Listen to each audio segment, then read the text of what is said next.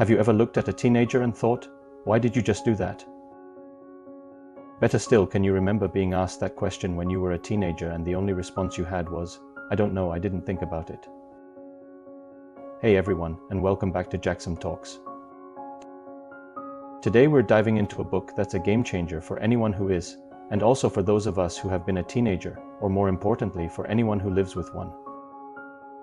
We're talking about Nicola Morgan's brilliant book, Blame My Brain, The Amazing Teenage Brain Revealed. Now, the book title might sound like a free pass for bad behavior, but it's actually about something much deeper. It's about understanding the incredible but sometimes messy biological changes happening in the brain during our teenage years. We're going to explore how this period of intense change isn't just about hormones, but about the very structure of our brains and how that shapes the adults we become. For a long time, the teenage years were seen as a time of awkward hormones and rebellion, but thanks to people like Nicola Morgan, we now know it's one of the most radical periods of brain development since we were toddlers. The brain is in a state of massive reorganization. Think of it like a major home renovation. The builders come in and tear down walls, put up new frameworks, and rewire the entire house. The two key processes happening here are synaptic pruning and myelination. Let's break those down. Use it or lose it. Synaptic pruning. First, synaptic pruning. A child's brain has a massive number of neural connections, or synapses. It's like a tangled jungle of pathways. During the teenage years, the brain starts to get rid of the connections it doesn't use. This is where an example of the saying use it or lose it comes from. The brain is becoming more efficient. It's trimming away the weaker branches to allow the stronger, more frequently used pathways to flourish. This is why things you do often, like playing an instrument, studying a language, or even just habitual behaviors, become more hardwired. The paths you choose to walk and the behaviors you adopt become the superhighways of your adult brain. The brain's superfast highways, myelination. The second process is myelination. Think of your neural connections as your electrical wires of your brain. Myelin is a fatty substance that wraps around these wires, acting like insulation. This makes the signals travel faster and more efficiently. During adolescence, this myelination process goes into overdrive. The connections that survive the pruning process get a high-speed upgrade. This is why a 17-year-old can often think and react much faster than a 12-year-old. The brain's communication network is becoming a finely tuned, adult-grade system. The impact on how we make choices.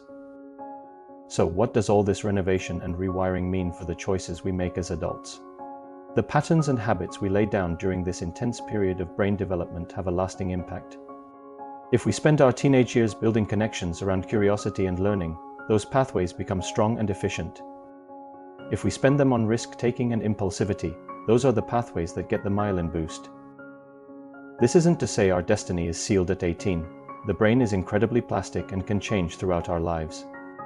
But the foundations we build in our teenage years through the pruning and strengthening of our neural networks give us a distinct starting point. A key part of this is the prefrontal cortex, the part of the brain responsible for planning, decision-making, and impulse control. It's the last part of the brain to fully develop, often not until our mid-20s. This explains why teenagers are often driven by instinct and emotion, the limbic system, because the rational and logical part of the brain is still under construction. So, the next time you see a teenager making a seemingly irrational choice, remember, their brain is literally in the process of being built. It's not an excuse, but a powerful explanation.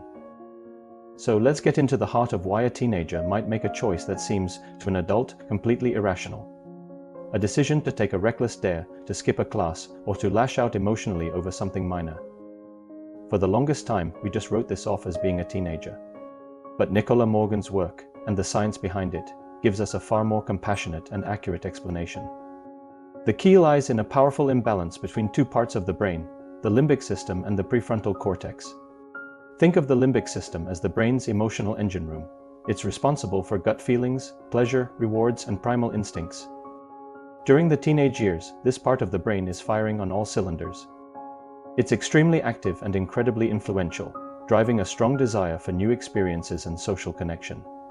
The thrill of a dare, the rush of a new experience, the immediate gratification of a like on social media, that's the limbic system at work. Now, let's look at the prefrontal cortex. This is the brain's rational CEO. Its job is to handle things like long-term planning, assessing risks and consequences, impulse control, and the complex decision-making. It's the voice that says, "Hold on, maybe we should think this through." The problem is, while the limbic system is running at full power, the prefrontal cortex is lagging behind, as it is the last part of the brain to fully develop, often not maturing until our mid-20s, especially in males. So, you have this scenario where the emotional, thrill-seeking part of the brain is in the driver's seat, and the logical, consequence-weighing part is still learning to drive. This doesn't mean teenagers are incapable of making good decisions, but it does mean that in a moment of high emotion or peer pressure, the immediate powerful pull of the limbic system often wins out over the quiet developing voice of the prefrontal cortex. This is why they might act without thinking. It's not a character flaw. It's a feature of a brain in a unique stage of development. For an adult, a decision to take a physical risk might involve a complex calculation of pros and cons. For a teenager, that same decision might be an immediate, instinctive response driven by a biological craving for reward or acceptance. Understanding this biological reality changes everything.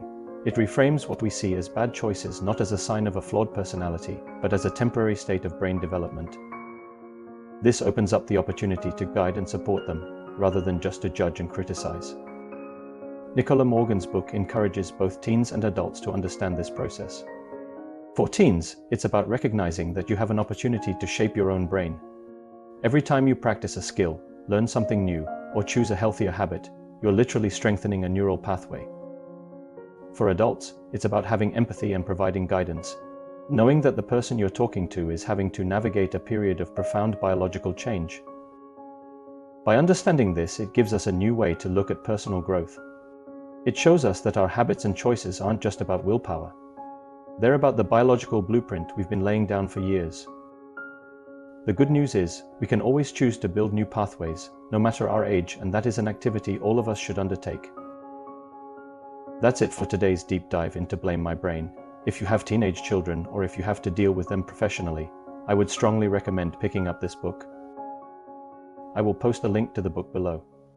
If you found this useful, hit that like button and let me know in the comments what other books or topics you'd like me to cover. Share this video with someone that it could help and subscribe to Jackson Talks channel for more content like this. Thanks for watching, and I'll see you next time.